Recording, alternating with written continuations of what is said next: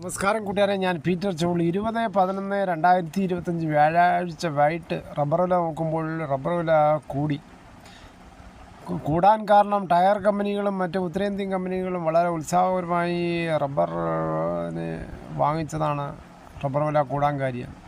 ഇനി കോട്ടയം ബോർഡ് വില RSS 4 kilo 186, RSS 5 kilo 181, ISNR 20 165, latex 60% DRC 125 രൂപ 75 പൈസയാണ്. ഇതാണ് വൈകിട്ടത്തെ കോട്ടയം ബോർഡ് വില. അത് കൊച്ചി വില നോക്കുമ്പോൾ RSS 4 കിലോ 186, RSS 5 കിലോ 181.